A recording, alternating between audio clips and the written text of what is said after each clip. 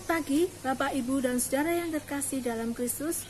Berjumpa lagi dalam sarapan rohani, sarapan yang memberikan kekuatan baru bagi rohani kita. Di dalam bulan Agustus ini Bapak Ibu dan Saudara kita yang berada di dalam Indonesia ini, kita melihat banyak bendera-bendera yang berkibar di sana sini untuk memperingati hari kemerdekaan negara kita. Itu sebabnya pagi ini renungan sarapan pagi ini saya beri judul Aku Cinta Indonesia. Mari saya ajak Bapak Ibu Saudara untuk melihat firman Tuhan dari Kisah Para Rasul pasal 1 ayat yang ke-8. Kisah 1 ayat 8. Demikian bunyi firman Tuhan. Tetapi kamu akan menerima kuasa kalau Roh Kudus turun ke atas kamu, dan kamu akan menjadi saksiku di Yerusalem dan di seluruh Yudea dan Samaria dan sampai ke ujung bumi. Saudara yang terkasih, dalam firman Tuhan ini kita melihat bahwa ada kata ujung bumi. Pengamat Alkitab mencari di mana sebenarnya ujung bumi. Nah, mari kita melihat ada ayat lain yang juga berbicara tentang ujung bumi di kitab Yesaya pasal 42. Kita baca mulai ayat 10 sampai 12. Yesaya 42 ayat 10 sampai 12. Demikian bunyi firman Tuhan. Nyanyikanlah nyanyian baru bagi Tuhan dan pujilah Dia dari ujung bumi. Baiklah laut bergemuruh serta segala isinya, dan pulau-pulau dengan segala penduduknya.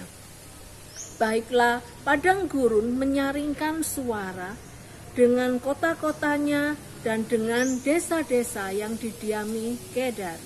Baiklah bersorak-sorai penduduk bukit batu, baiklah mereka berseru-seru dari puncak gunung-gunung. Baiklah mereka memberi penghormatan kepada Tuhan dan memberitakan pujian yang kepadanya di pulau-pulau. Di ayat-ayat yang kita baca di Yesaya 42 ini, kita melihat ada kata ujung bumi. Dan kemudian diperjelas di ayat berikutnya ada kata laut bergemuruh, pulau-pulau dengan segala penduduknya. Ada kata-kata yang menunjukkan bagaimana ujung bumi akhirnya disimpulkan bahwa ujung bumi itu adalah Indonesia. Saya ketika mendengar pemahaman yang semacam ini, hati saya bersuka cita. Allah kita sangat mengasihi Indonesia. Dan di dalam ayat-ayat ini kita akan melihat Yesaya 42 ayat 10 di ujung bumi. Nah, ujung bumi ini akan menjadi sasaran terakhir dari pemberitaan Injil, di mana pusat bumi itu ada di Yerusalem. Kita akan bisa saksikan dari peta yang akan ditayangkan. Jadi ujung bumi itu terletak di Indonesia, yaitu di daerah Papua. Di ayat 40, di pasal 42 ini kita melihat di situ dikatakan pulau-pulau dengan segala isinya, laut bergemuruh dengan segala isinya. Bukankah negara kita adalah negara yang berpulau-pulau, negara yang dikelilingi oleh laut-laut? Kalau kita melihat negara kita terdiri dari 17.504 pulau. Ada 9.634 pulau yang belum ada namanya. Bahkan ada 6.000 pulau yang tidak berpenghuni. Sehingga ketika pengamat Alkitab menyarankan bahwa ini adalah letak dari ayat ini adalah Indonesia, saya pikir ini juga tidak terlalu berlebihan. Di situ dikatakan di ayat yang ke-10 dan 12, baiklah di sana, di ujung bumi itu, semuanya memberitakan pujian kepadanya. Kita berharap di akhir zaman ini, ujung bumi itu menjadi tempat kemuliaan bagi nama Tuhan, karena di sana ada puji-pujian yang menceritakan, memberitakan, memberikan penghormatan kepada Tuhan. Di ayat yang ke-11, baiklah padang gurun menyaringkan suara dan kota-kotanya dengan desa-desa yang didiami Kedar. Saudara yang dikasihi Tuhan, Indonesia masih tercatat sebagai negara dengan penduduk kaum Kedar terbesar di dunia, lebih dari Arab Saudi. Dan kita melihat bahwa luar biasanya bahwa di tempat ini Tuhan ingin menyatakan kemuliaannya, karena Tuhan Yesus sangat mengasihi Indonesia. Satu lagi ayat yang menceritakan tentang bagaimana Allah itu mengasihi Indonesia. Kita melihat Yesaya pasal 46 ayat yang ke-11. Yesaya 46 ayat yang ke-11 bunyi firman Tuhan demikian. Yang memanggil burung buas dari timur dan orang yang melaksanakan putusanku dari negeri yang jauh. Aku telah mengatakannya, maka aku hendak melangsungkannya. Aku telah merencanakannya, maka aku hendak melaksanakannya. Ada satu rencana Tuhan yang dahsyat untuk Indonesia. Ya, memanggil burung buas dari timur. Kenapa saya mengatakan burung buas dari timur?